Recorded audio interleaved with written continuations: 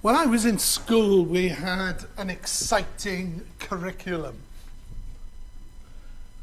It was not just knowledge-based, it was skilled-based. I went to Abtulleri Grammar and Technical School. The teachers all wore suits, or at least tweed jackets, and we did some relevant life skills in our lessons.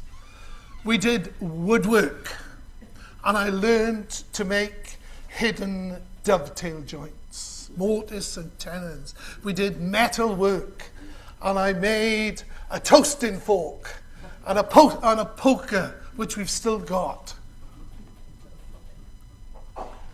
They were great skills, but the lesson I enjoyed in the technical part of the school was technical drawing. It was incredibly difficult. I didn't know you could have 3 different types of pencils. You had to buy a compass with a little wheel on it to do it properly. You had to set out the whole bit. This is before computers. It's easy for people today. And you had to draw something, and with your compass, construct all of the angles. You weren't allowed to use a protractor. How do you construct an angle of 90 degrees? That's easy. But when you come to other angles, it's difficult. And on your big drawing board with your slide, your level on it, you had to do 3 drawings of the same object. The front elevation, the end elevation, and the plan looking down. And you had to project each elevation one from another. Now that was easy for drawing a house. You try and draw a screw in that way. Nothing freehand. But it gave you the perspective of the piece. Not about 3D printers. This was a 3D drawing that you had to do in school. And each of the projections, each of the elevations, showed you a different perspective of the object you were drawing. It's the same with the scriptures. Now, I've been tasked to talk this morning about the trial of Jesus. We're working through Luke. But in order to get the full picture, we also need to look at the other Gospels, which we're going to do, so that we can get a better perspective. Because there's not just one trial of Jesus. If you count us through, there are actually 6 occasions where he's on trial and he is being questioned. So it's not an exhaustive analytical step through this Luke passage. We are looking at what happened to Jesus. Which is why that reading that we had, that wonderful reading from Isaiah 53, it gives us one perspective of it, doesn't it?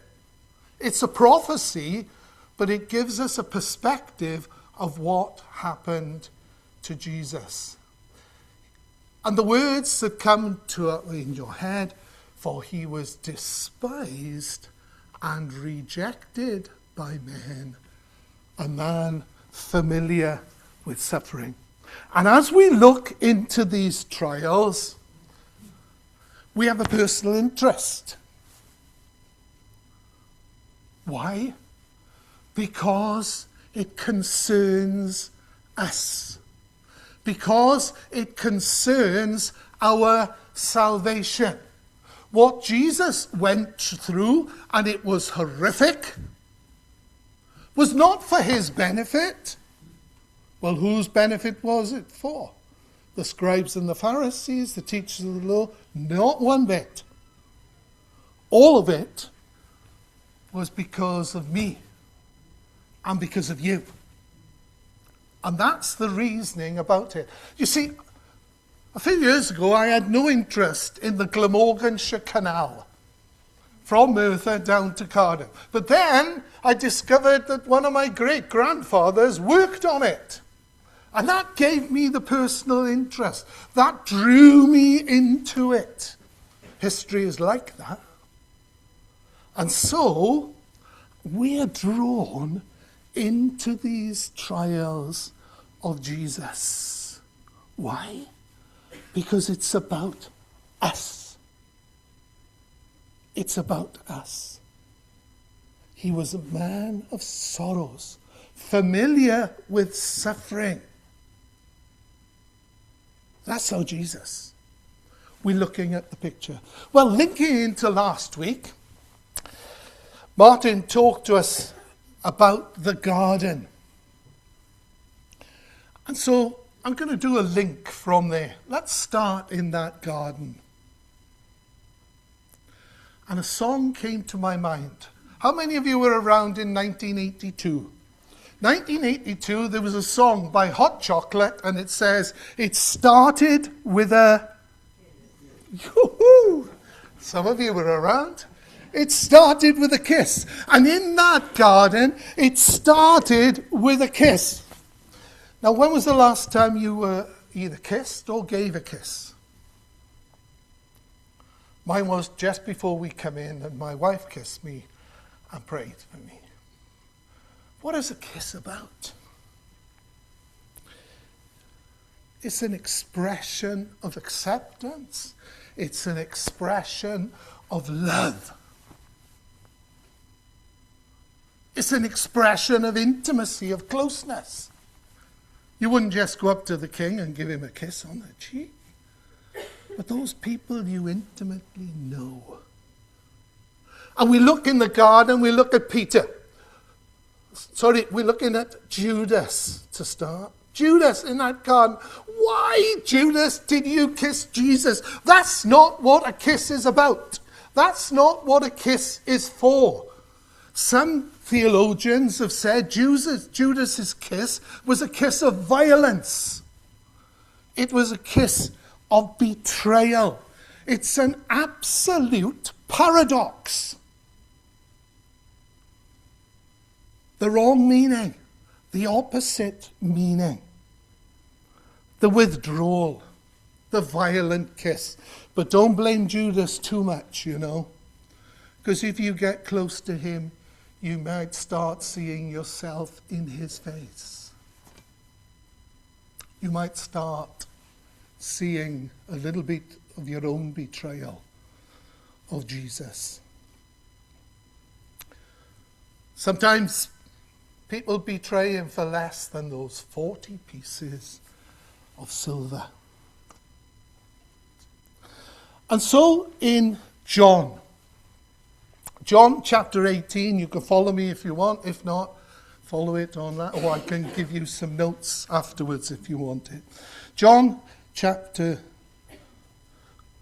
18, verse 12. Then the detachment of soldiers with its commander and Jewish officials arrested Jesus. They bound him and brought him first to Annas, who was the father-in-law of Caiaphas, the high priest of that year. Caiaphas was the one who had advised the Jewish leaders that it would be good if one man died for the people. So they took Jesus from that garden of Gethsemane down across the Kidron Valley to the house of Annas. It says that he was the high priest. He was, in fact, the ex officio high priest. He was the retired high priest. But he was such an influential, he was such a powerful man that some people have likened him to the godfather of Jerusalem at the time. He was the man, although he was no longer the high priest, he was the very man in charge. So they take him in the middle of the night and they question him. The one thing in all of these trials that is not important at all, has no consideration of those who are trying him, is truth. They weren't after the truth. They were not seeking the truth. It was very much a kangaroo court. The idea of a kangaroo court came up in the early 18th century amongst the gold rush, where they came to a court with a predetermined decision. There was no consultation on it, there was no evidence, and it was just rubber stamped because they'd already decided. And that's the situation with the Lord Jesus Christ. They had already decided what they had wanted to do with him. They bypassed all of the procedures. In fact, there were 18 violations of the law, of the Jewish law, in the Mishnah. The Mishnah was the commentary on the Old Testament. Now, when we think and realize that the Pharisees, they were sticklers for obeying the law, and they were out to criticize people for not keeping the Sabbath and working on the Sabbath, etc. And here are some of the things that they disregarded. No trials were to occur during the night hours before morning and sacrifice. When did this happen with Annas? In the middle of the night. Illegal. Trials were not to occur on the eve of the Sabbath or during festivals. When was this? It was Pesach. It was Passover. All trials were to be public. Secret trials were to be forbidden. All trials were to be held in the hall of judgment in the temple area. Capital cases required a minimum of 23 judges. An accused person could not testify against himself. Someone, and this is important, someone was required to speak on behalf of the accused. Someone was required to speak on behalf of the accused. Today you can claim legal aid and get a solicitor there. In those days, the person accused should have had somebody interceding for them. And why did Jesus have no representation? Because one day, when we stand before the throne of God, he will be and speak up for us. No one spoke for him. And one day, he will speak for us. Isn't that wonderful? He will speak on our behalf. He will speak in our defense, in saying that he died for our sin. So the first one takes place in the home of Annas. Wrong place, wrong time.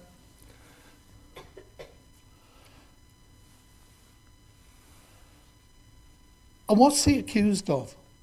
Back in John again. He questioned Jesus about his disciples and his teaching. Verse 19 of John 18. And Jesus says, I've spoken openly to the world. I always taught in synagogues and the temple where all the Jews come together. I said nothing in secret. Why question me? Ask those who heard me. Surely they know what I said. Jesus stands there in his innocence.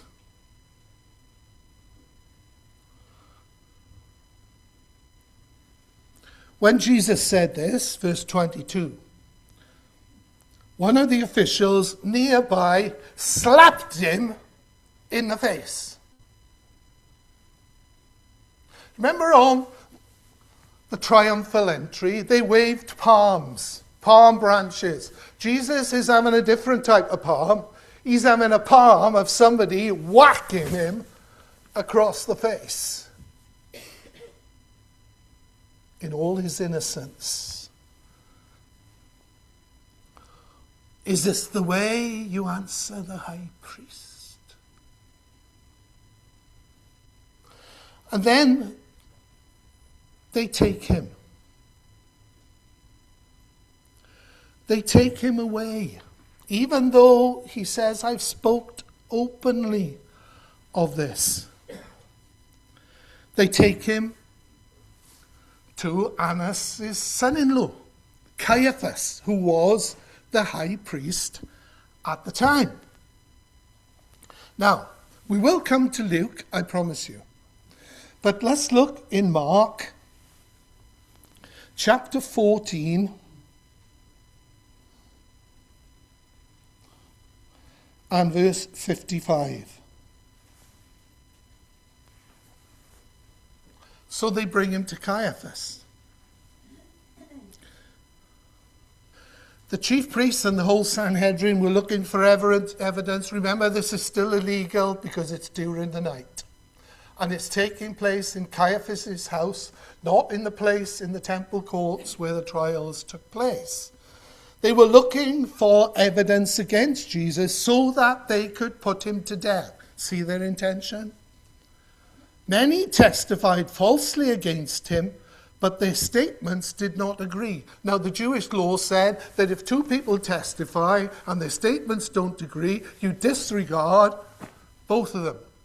They cancel each other out. And then the high priest stood up and answered, Are you not going to answer Jesus?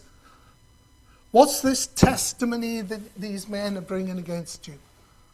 And Jesus gave no answer. Again the high priest, this is verse 61, again the high priest asked him, Are you the Messiah, the Son of the Blessed One? I am. Those words. I am.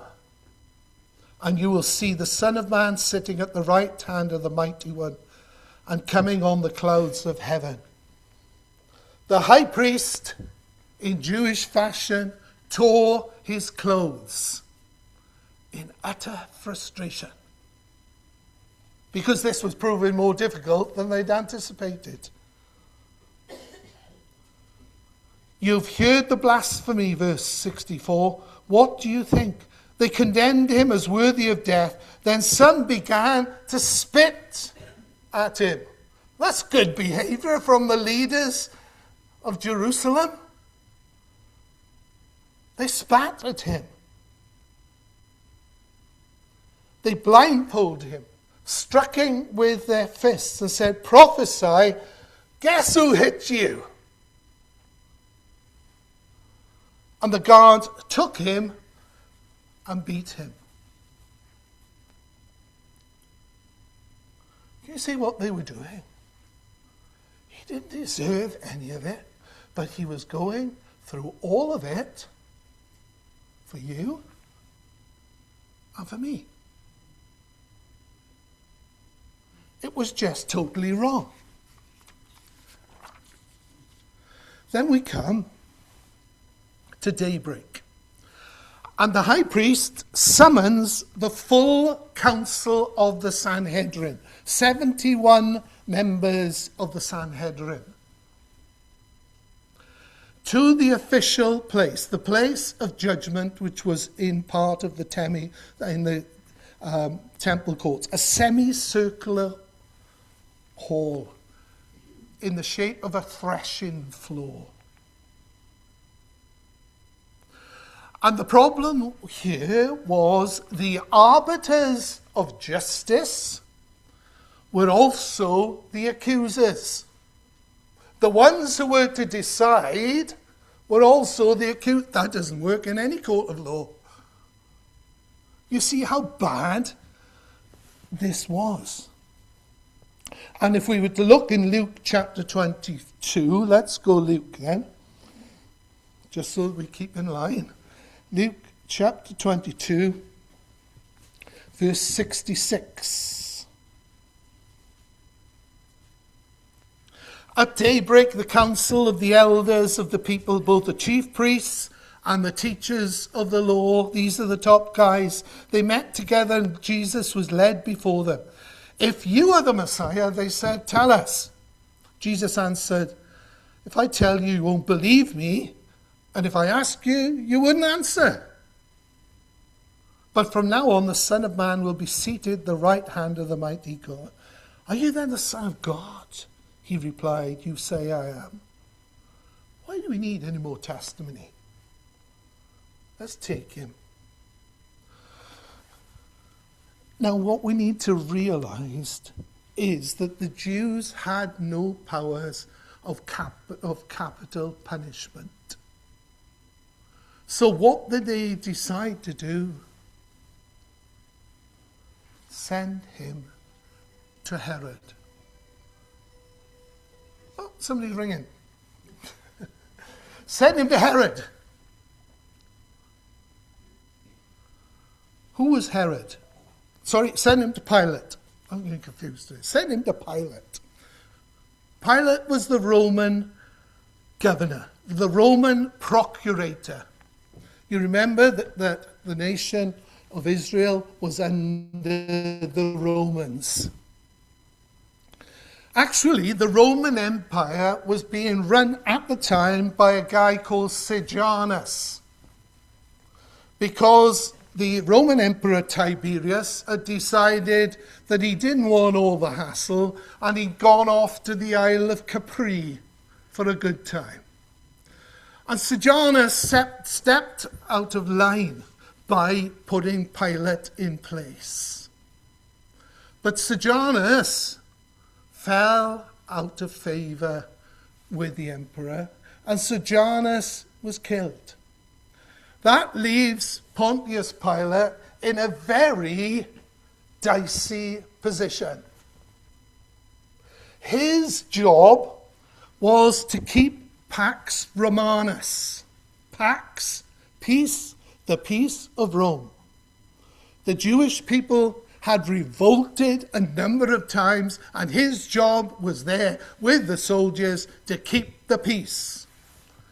Now they call on him, they bring Jesus to him early in the morning. I don't think he was quite happy about that. And they bring him to Pontius Pilate.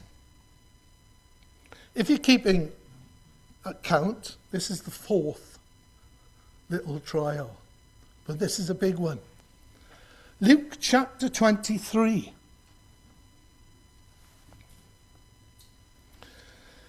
Verse 1, then the whole assembly rose and led him off to Pilate, and they began to accuse him, saying, we have found this man subverting our nation. He opposes payments of taxes to Caesar and claims to be Messiah King.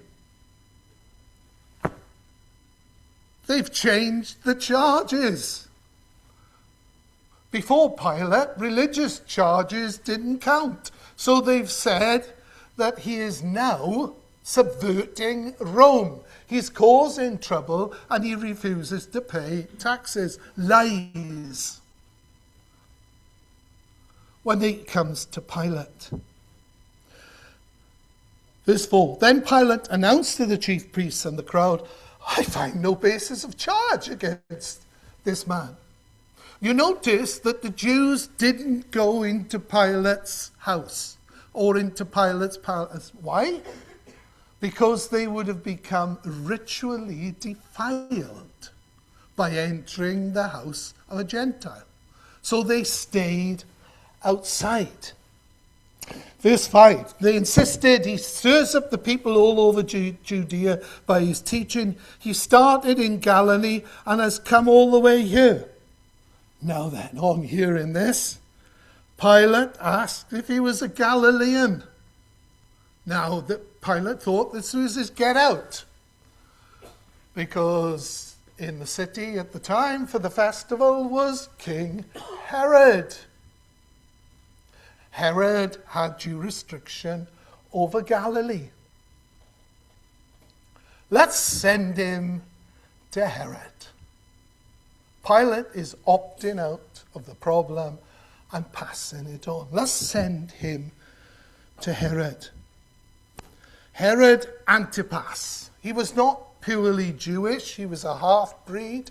He was the son of Herod the Great, who put all of those babies to death in Judea at the time of Jesus' birth. Herod Antipas married his sister-in-law, which was illegal. And also, he's killed John the Baptist because of a young girl called Salome who danced to his favor. You see, Herod was not like the kings of the Old Testament. The religion of the country really had nothing to do with them. They were just like puppet kings. So, Herod, Luke 23, verse 8. When Herod saw Jesus, he was greatly pleased, because for a long time he'd been wanting to see him. From what he had heard about him, he hoped to see him perform a sign of some sort. He plied him with many questions, but Jesus gave him no answer. The chief priests and the teachers of the law were standing there vehemently accusing him. Then Herod and his soldiers ridiculed and mocked him, dressed him in an elegant robe. They sent him back to Pilate. That day, Herod and Pilate became friends, because to this time they'd been enemies. Why was Herod pleased to see him? He wanted to see Jesus do a trick. He wanted to see Jesus do a miracle. Now, we've been studying the book of Acts, and signs and wonders are not an absolute guarantee that someone comes to faith. So he has no real interest in Jesus except to see him perform a healing or a wonder or a sign, which, of course, Jesus was not going to do. And there are people today in churches who just go along because they want to see signs and wonders. They really don't want to know the truth about Jesus. So what did Herod do? We get in through these, don't worry. We get in there. But what did King Herod do? They put a robe on him and they mocked him and sent him, they ridiculed him. What more are they going to do to Jesus? They're physically punishing him and they're mocking him. Just remember, he could have just got out of it. But he was there for you and for me. So they send him back to Pilate. And even though, remember that in another gospel, Pilate's wife has a dream warning, don't have anything to do with this man. Pilate was just trying to keep the people happy. So, verse 13 of Luke 23. Pilate called together the chief priests and rulers of the people, said, "You brought me this man who was inciting the people to rebellion. I've examined him in your presence and found no basis for your charges against him. Neither has Herod, for he sent him back to us. As you can see, he has done nothing to deserve death." Innocence. "Therefore, I will punish him and release him." What's the punishment? To be whipped. To be whipped with a flagellum, which got bits of glass, bits of bone in the end. And if somebody was whipped by that, there was a good chance that they were going to die from it. It was horrific. I remember taking a Bible study, and we showed a little bit of the video of the Passion of Jesus. Have you seen that? This isn't a U. This isn't a 15. This is absolute horror. And Pilate had him whipped. And they would whip him about 5 times. The people would generally go unconscious. They'd wait for him to come round again, and they'd give him more. He was whipped. His back was raw because of it. So he was going to punish him, which he did, and then let him go. But the crowd shouted, "Away with this man, release Barabbas to us." You see, it says Barabbas had been thrown into prison for insurrection in the city. He was a thief and a murderer. He was a thief, but Jesus had come to steal hearts away. A thief. And even his name, Barabbas, son of a father. Well, that's a nonsense name. Barabbas.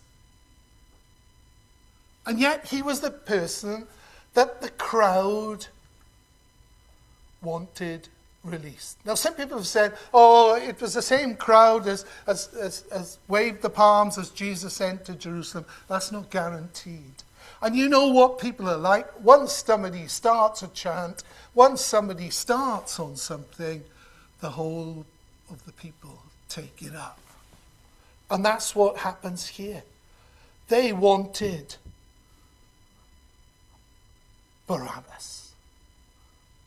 And even though it says in verses 20 to 22, 3 times Pilate tried to let Jesus go. No, but they insisted that it was going to be Barabbas.